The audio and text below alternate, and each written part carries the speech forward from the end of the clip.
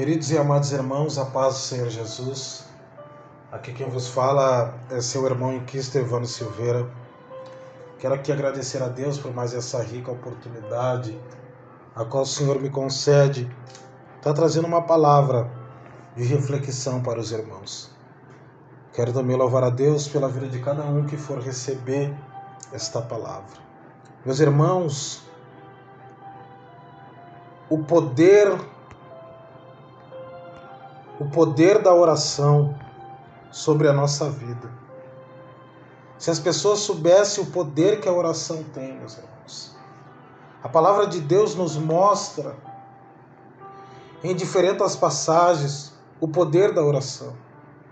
Além da sua importância como instrumento de contato entre nós e Deus. A oração, meus irmãos, é também uma arma do cristão na guerra espiritual. Em 2 Crônicas, vemos um exemplo de resposta de oração. Salomão havia, no capítulo 6, pedido ao Senhor que viesse ao templo que ele construíra, trazendo a sua glória. A resposta a essa oração está no capítulo 7. O verso 1 diz que, tendo Salomão acabado de orar, a glória do Senhor encheu a casa. Glória! O resultado disso, meus irmãos, foi que todos adoraram a Deus. Como vemos no verso 3, a manifestação da glória de Deus gera adoração e louvor. Salomão sabia que não havia espaço físico que pudesse conter a glória de Deus. Hoje, meus irmãos, esta glória se manifesta em nossas vidas. Devemos gerar adoração e louvor a Deus. Deus deseja que a nossa vida seja um lugar de adoração, um lugar onde a sua glória se manifeste. A glória do Senhor se manifesta apenas aonde há oração. Aleluia! Sua vida, meu irmão, tem sido uma vida de oração.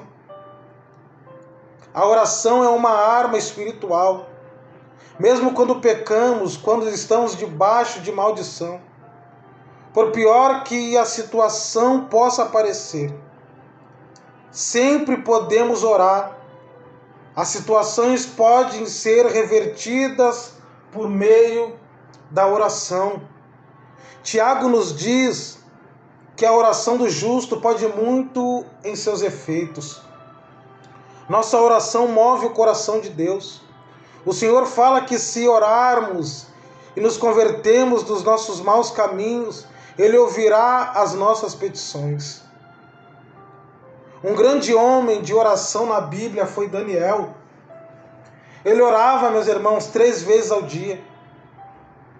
E por causa dessa oração chegou a ser jogado na cova dos leões. Daniel capítulo 9, verso 3, encontramos uma fórmula de como orar corretamente. Daniel fala que orou ao Senhor e jejuou. E é o mais importante, pediu perdão e se arrependeu. A primeira coisa que ele faz ao buscar a Deus é confessar os pecados seus e do povo. Devemos fazer o mesmo ao entrarmos diante da presença do Pai. Pecados não confessados, meus irmãos, pode ser uma barreira bloquear a nossa oração diante de Deus. Filipenses capítulo 4, verso 6 diz que não devemos andar ansiosos, mas nossas necessidades devem ser colocadas diante de Deus em oração. O diabo é acusador. Muitas das vezes Deus não pode liberar a bênção, pois Satanás está diante dele nos acusando. Nós falhamos, nossas falhas, mas temos o sangue de Cristo que nos purifica de todo pecado. Entre na presença do Senhor, tomando posse da sua misericórdia. que é renovada todos os dias. Entre na presença do Senhor com a consciência de que você leva o nome dele.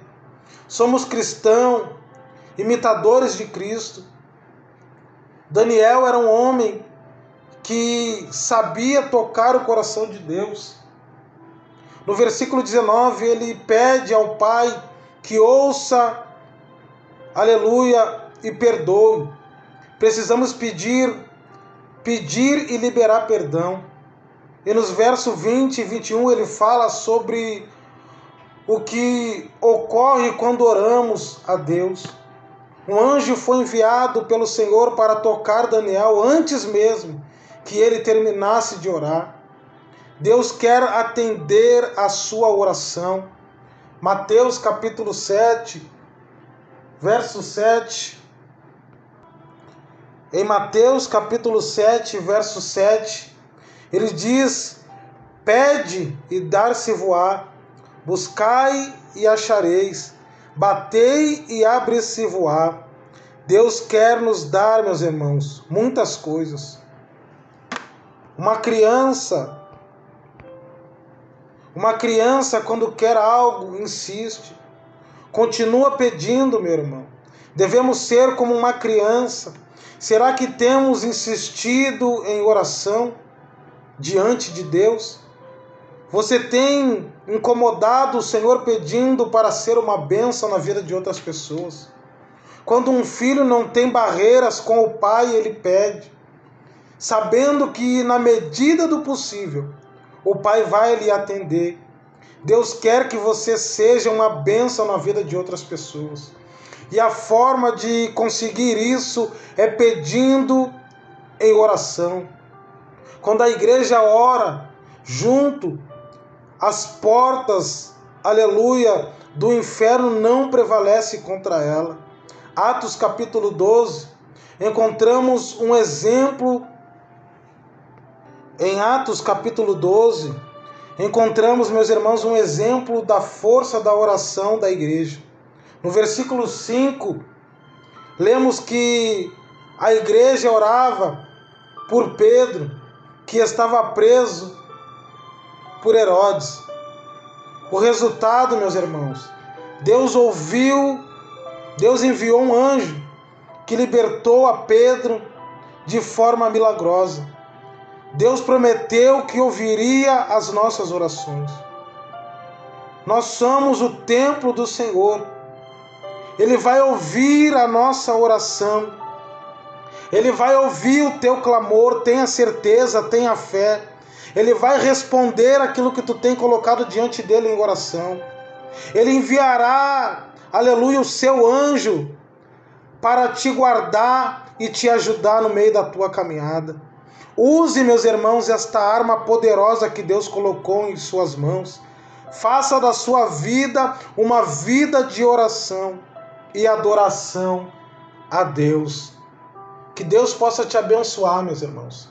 Que você possa entender que a oração do justo pode muito em seus efeitos. Te coloque em oração, que Deus há de responder aquilo que tu colocar diante dele. Em nome de Jesus, eu creio que Deus há de responder a tua oração. Em nome de Jesus. Amém e glória a Deus.